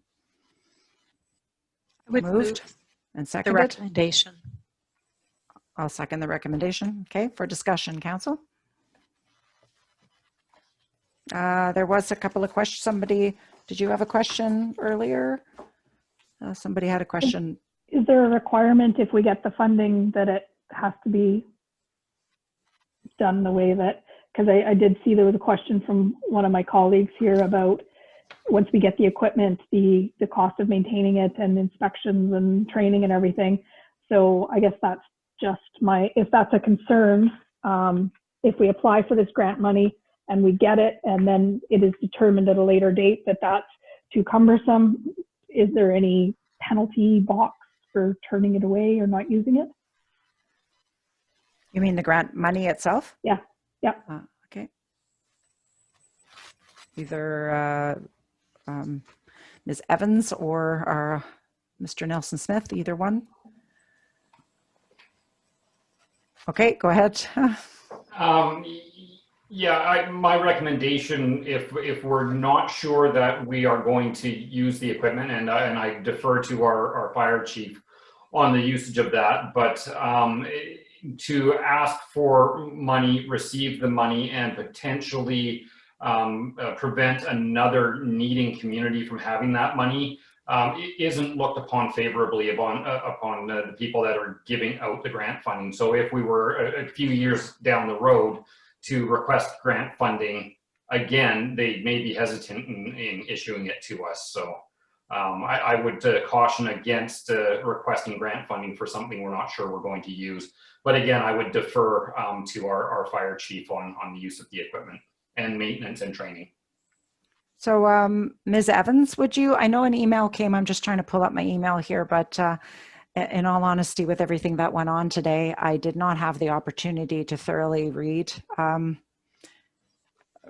read that. And I was wondering if you could, what was the application for? Was it for a specific thing or an array of things? It's for a list of things, and Chief Tate is here if you would like me to bring him in. Okay, yep. Yes, please, if you could just review with us what they're applying for. I don't think, and I just want to just reiterate to our Fire Chief Dean that we're not looking to micromanage. We trust that exactly, not exactly, what equipment is needed and where the money can be put to use. But if you could just give us a little overview, that would be fantastic. All right. So can everybody hear me? Yep. Okay. So I can kind of go through the list here for you, unless you don't want me to. But basically, everything on this list is definitely something that we would be using. It's upgrading. Like if you go and look at your Homultra high pressure lift bags, it's under NFPA 1936 that those are between 10 to 15 years service life unless stated by the manufacturer. We have some of the stuff on there that's 20-something years old. So to be able to upgrade this at basically not on taxpayers of the community, because it is a service that's outside of our area, this is what this is actually designed for. So all, the other all of these, sorry, just to interject, my apologies for stepping over top. All of these are things that pertain to your road rescue that you are currently doing. Absolutely, and this grant is for everything that's outside of our rural area. So it's not a tax. It's saving to a taxpayer of Port McNeill rather than being a burden on the taxpayers. Okay. Question. So Go ahead. there's Councillor no, Byrne. yeah, it's all equipment that we're currently using. It's calls that we're currently doing. It's just, as you said, it's some opportunity to get some upgrading done, and it's not like it's a specific new piece of equipment or required training, etc., that may have been a concern. No, it's basically this is a one-time opportunity for us to basically look at what we have, find out, instead of having to put the, like I said, burden on the taxpayers of Port McNeill to provide the service in a rural, outside of our rural area. To me, it's a huge opportunity. And if you look at the list closely, there is basically every single thing on there is designed for a specific purpose.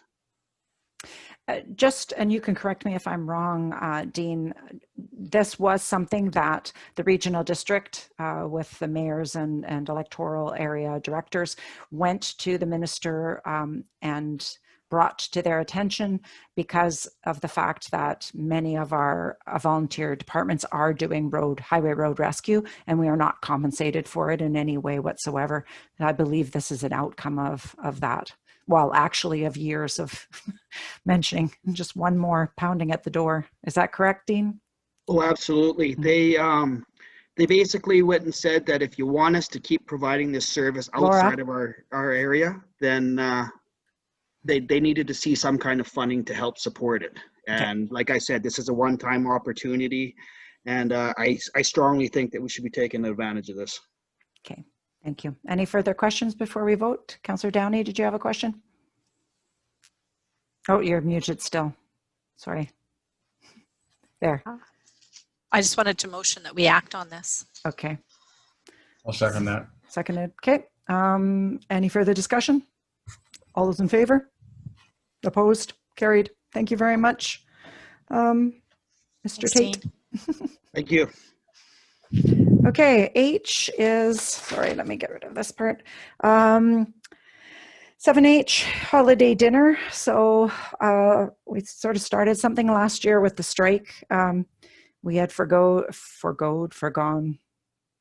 We gave up our Christmas dinner and made a donation of the budgeted amount for our Christmas party of $900. And this year we find ourselves in COVID-19 and not able to get together for a staff dinner, gather for a staff dinner. So staff is looking for direction that the town donate to a local family, a holiday fundraiser in support of Port McNeill families in need. Go ahead, Councillor Downey.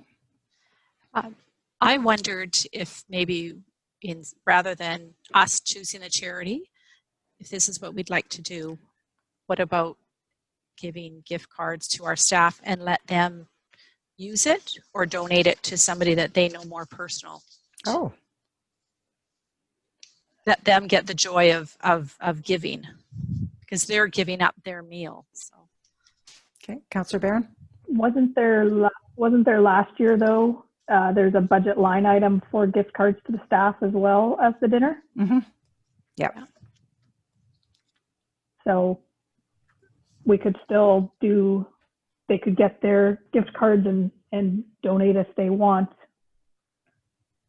But the budgeted line item for that whole budgeted line item for the dinner itself is donated. Mm-hmm. Yeah, so that's the Christmas dinner that is usually staff and council.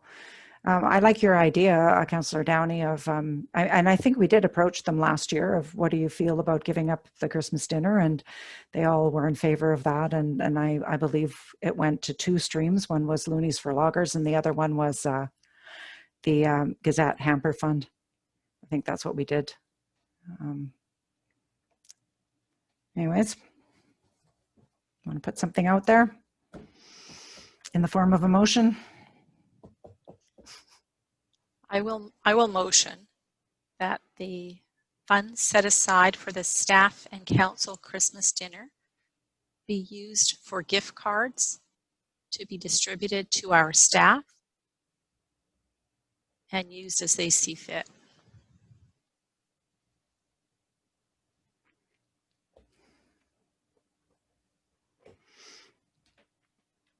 Okay, seconder for that motion. Oh, wait, we're going to see it written out first. Motion that funds set aside for the staff council dinner be used to purchase gift cards for staff and used as they see fit. Is that what you said, Councillor Downey? For staff, that's correct. Will you take a friendly amendment to be donated as they see fit instead of used? Sure.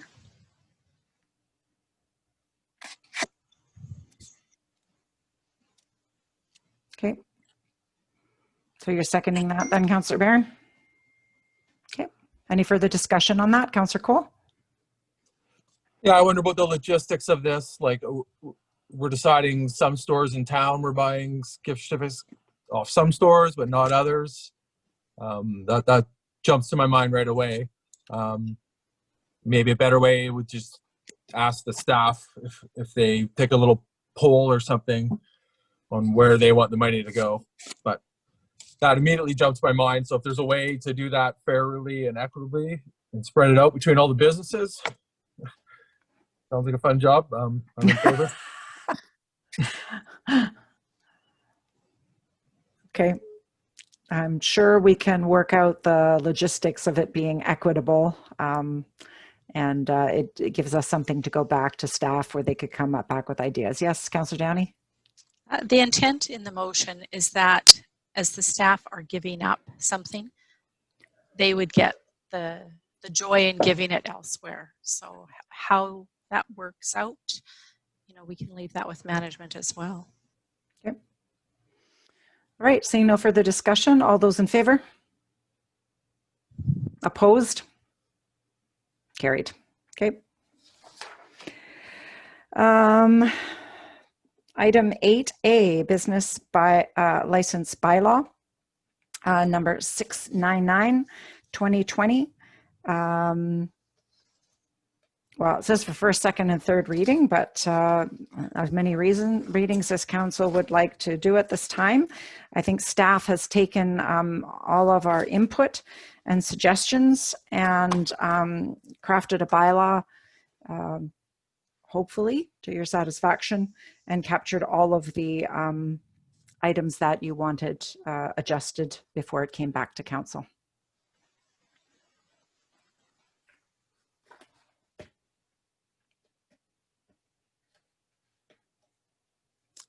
Somebody like to make a motion? I was writing notes. Oh, Are we sorry. moving the bylaw?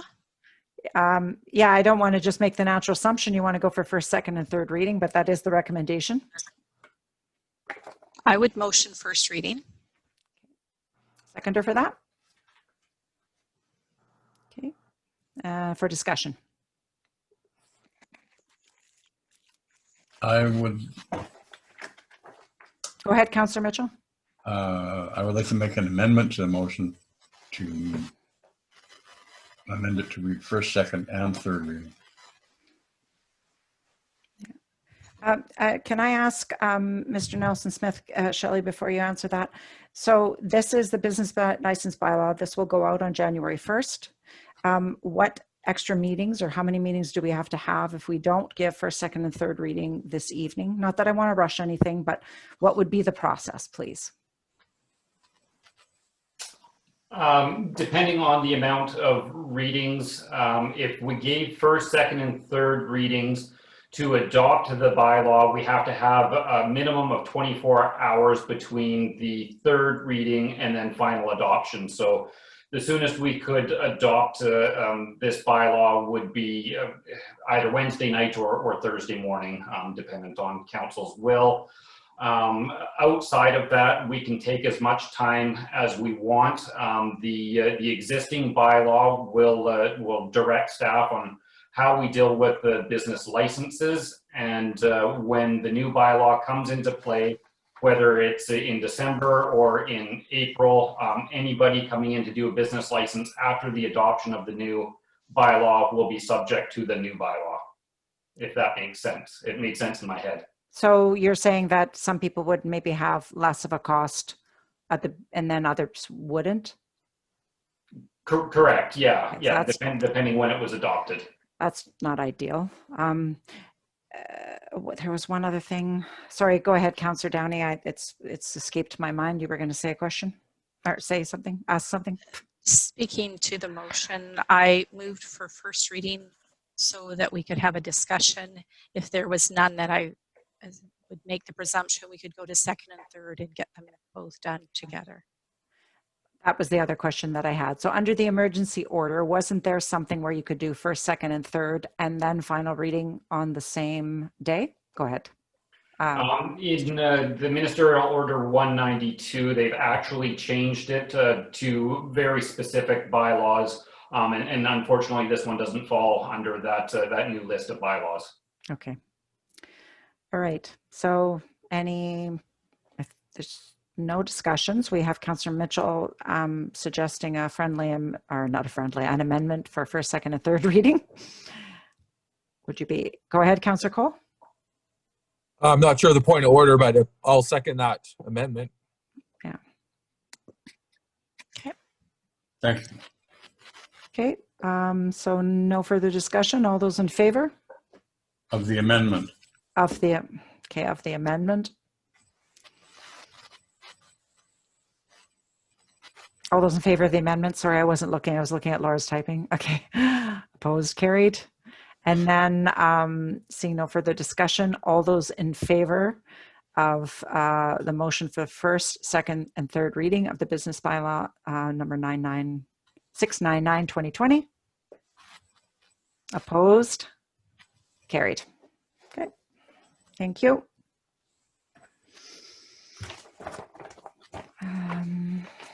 Okay. 107. Okay, 9B, 9A, recommendations from the Committee of the Whole meeting. This is page 107 to 108. So the first thing we have were the recommendations. Sorry, I'm just going to get this clear because I was not at the beginning of that meeting. So item 8A, we can move to ratify the recommendation that we're purchasing the Jabra 810. Is that correct, Pete? Correct. Okay, excellent. So move then to ratify the recommendation from the Committee of the Whole meeting. That staff purchase option 1, the Jabra 810 for council chambers. So moved. Okay, seconder. All those in favor? Opposed? Carried. Okay. Microphones, table laptops. This one's a little bit more complicated because we all have varying opinions. And something that I would like to propose to council after reading all of your emails and your suggestions and speaking with our CAO, Pete Nelson-Smith, that we direct staff to develop, how did I write it down? Staff be directed to create a council device policy. And what that I think we'll be able to do is we'll be able to come back then with either a dollar amount, what happens after we're not on council, also include things such as use of our own personal phones, that kind of thing. There's a number of things that can be put in a policy for us, and I think that will give us a better idea where we can go with the devices afterwards. So would anybody second the motion to direct staff to develop a council device policy? Councillor Barron, any discussion on that? Seeing none, all those in favor? Opposed? Councillor Mitchell, did you? Okay, carried. Sorry, I saw you. I just thought I missed something. I think that'll help us with, it's going to be a little hard if we don't have those kind of guidelines and parameters. C, 911 communication services confirmation. So recommended that staff ratify and report what the town is required to provide for 911 communication services. Go ahead. Just a question. Mm-hmm. If we've already recommended all this at the committee of the whole, can we not move it as one chunk? Yeah, we can, if council is amicable, we can move C, D, E, F, and G. So moved. Okay. All those in seconder, Councillor Downey, any questions on that? All those, seeing none, all those in favor? Opposed, carried. Thank you. That's a lot easier. Council portfolio assignments. Is it a move for adoption, Pete, for the next year? Or is it just for information?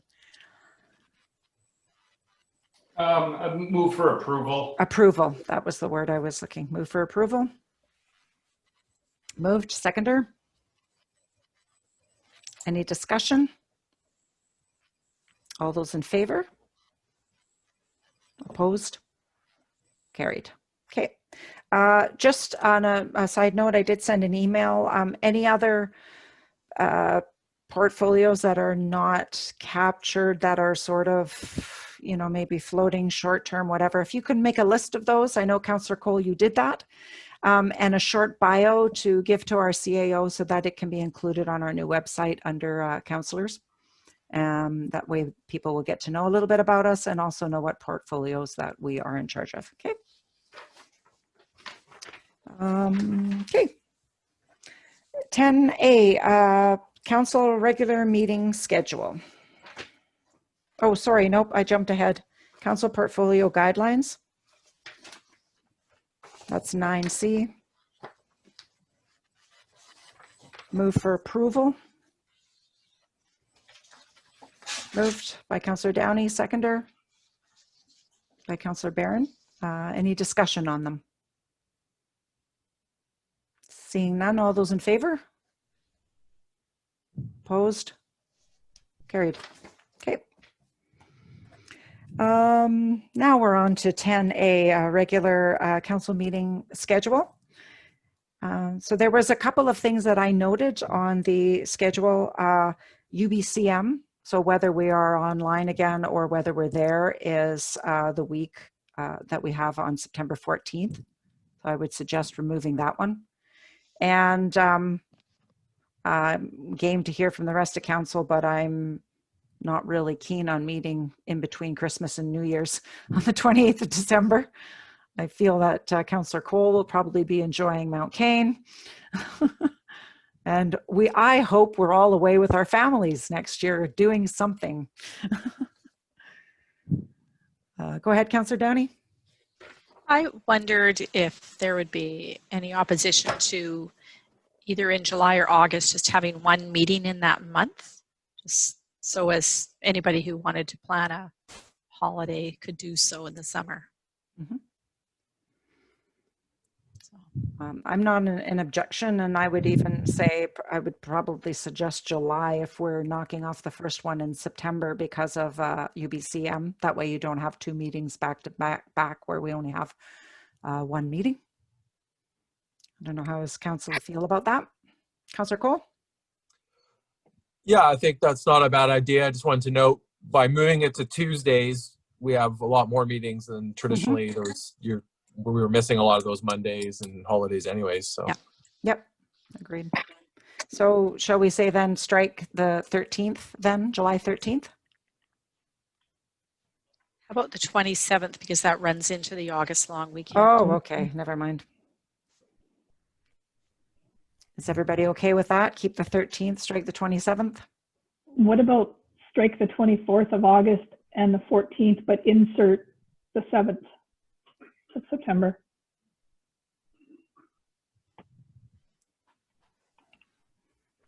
I'm okay, whatever you want to do. How does council feel about it?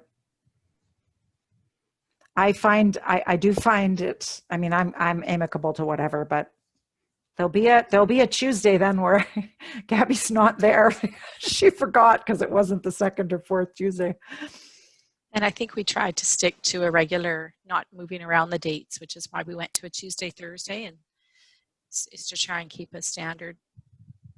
Remember that so long as we give adequate notice, if it's looking in the summer as though there really isn't anything to cover, we can always cancel a meeting.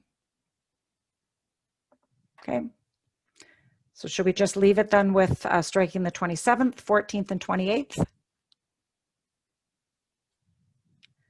So move to approve that schedule, striking those 3 dates. September 14th and December 28th.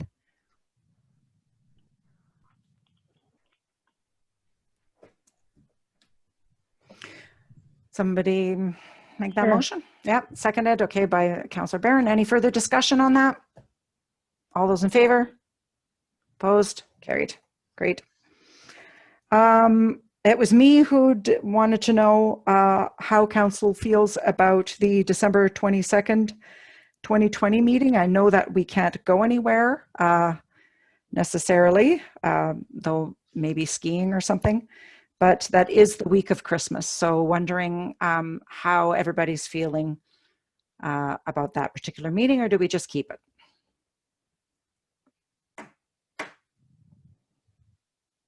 Go ahead, Councillor Cole.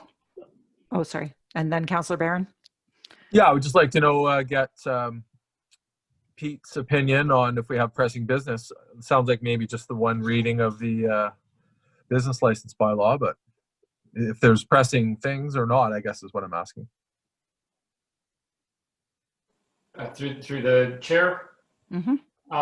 Thank you. The final reading of the business license bylaw is the only thing that jumps out to me right now. However, there's another 2 weeks to that anything's possible. Okay. Could a decision be made, or we get a temporary agenda, tentative agenda kind of mid next week, and then make a call whether or not it can be just a moving of the motion and call her the year, or no, we actually need to get together, which I'm not opposed to. Yeah, I'm here. I'm here also. Sorry, Pete, Ryan, you're on mute. Did you say something? Apologies. Didn't hear you. You could be so lucky I'd be on mute all the time, eh? I'm quite ready to be at a meeting on the 22nd. I'm sure it'll be a short one.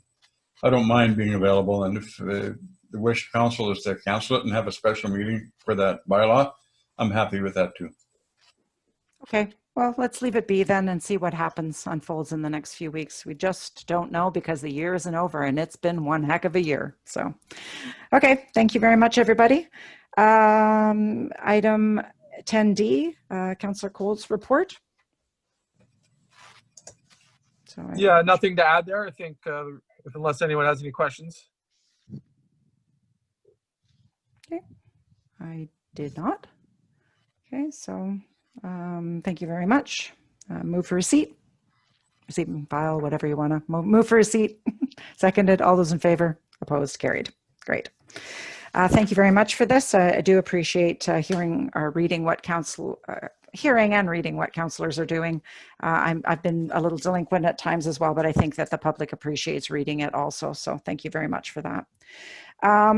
Anybody have anything verbally to report? Okay. And, oh, I'm sorry, yes. I was yeah. trying to get mhm. unmuted there. Yeah. I think I can bring it up here. Last summer, at the beginning of the summer, Councillor Downey and myself both agreed to be on a policy committee, and I would just like to put that back out there, and maybe we could actually get that scheduled for first quarter to at least get our hands wet, particularly in the purchasing one. If we could, please. I think that's what prompted the whole the suggestion of a policy committee. No. So do we motion to direct staff to set some dates to review policies, or do we do that on our, look, you're looking at me, in the new year?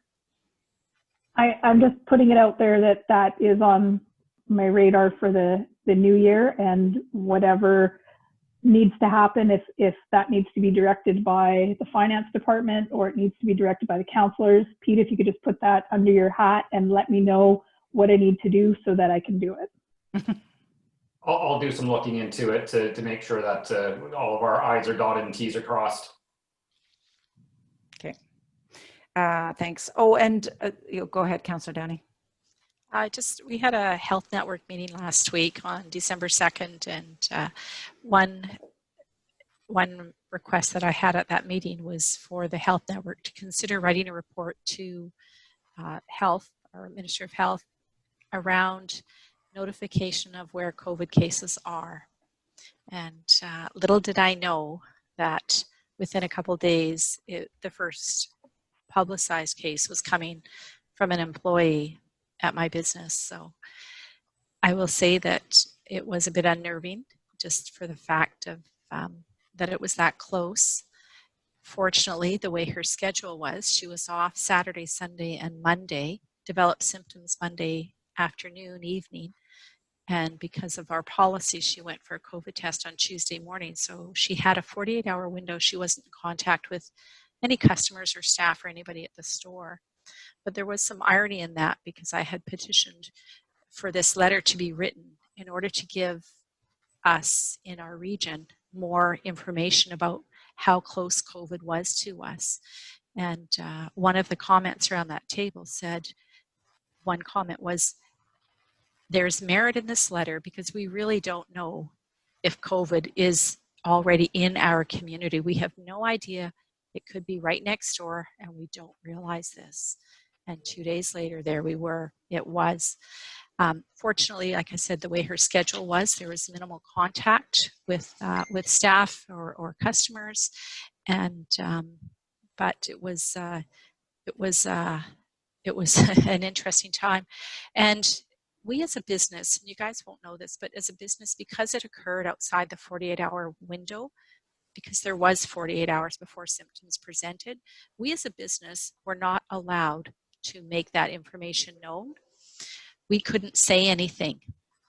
However, the employee chose to make it public. And once she did, then we could provide the rest of the details to the public. So we could formally make that information known. So, and as we know, a couple other people have made statements, which we've now found that there were some errors in reporting with our Island Health. But I think all that is to say that there is value in making known where these cases are and how close we are.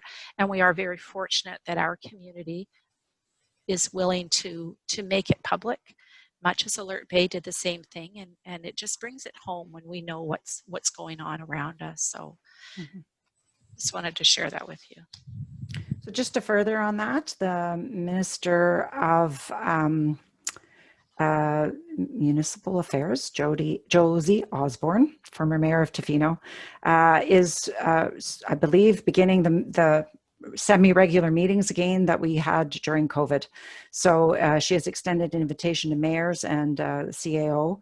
And so if there's only 2 lines each again, and I could merge other people in, but what I am committing to council is doing exactly the same as last time. There was detailed minutes if there's anything that comes out prior to that I feel council needs to know of immediately, I will let you know. Otherwise, I will forward the minutes from that meeting so everybody has the same information. And one of the things that I am looking at communicating is the fact that they have changed the boundaries of reporting, but the boundaries are aligned with the electoral boundaries, which still doesn't really help us because we're 2 hours north of Campbell River. It would be much, much better for us if we had regional district specific information and data. Anyway, so I'll be mentioning that at the meeting. Okay, item 10F, Councillor Mitchell, you wanted to discuss the clinic, or at least setting a date for the clinic. I know that we are looking also at talking about a policy, but that might be a little bit further away for our equipment, our electronic equipment. But certainly, what other meeting, Pete, did you say we might have a special? Oh, for the final reading. Yeah, so we could add that there. Perhaps that would be fine. Okay. Yeah, and for those, I'm sure everybody's been on social media. You know what happened today. The clinic made an announcement. Did not get any notification from Island Health or the clinic, and it was closed. And then all of a sudden, just before the meeting tonight, there's a notice that they're open again. So yeah, definitely think, Councillor Mitchell, that having a discussion about possible next time would be a good idea for council to do. So we'll make sure that that gets included in the special meeting. Pete, if you could put that on the agenda, that it gets included on the final reading of the business license bylaw. I will send everybody a doodle poll, find out what's the best date. Okay, and items to be made in camera, from in camera to be made public was that the town renewed a service contract with Muniware Financial Software. Yes, our CAO is. I would just like to bring to council's attention, we were also anticipating a committee of the whole meeting to discuss the grant funding possibilities for the COVID-19. So we could also bring forward the clinic discussion to that committee of the whole meeting. Yeah, we could do that there, or yeah, or we could have a committee of the whole and then go into a special meeting afterwards where we ratify those recommendations and adopt the bylaw. And we'll figure it out. Thank you very much for that. I'm glad you remembered what we need to talk about. We are not going in camera this evening, and I'm going to ask if there are any questions from the public. I have to just find out. There we go.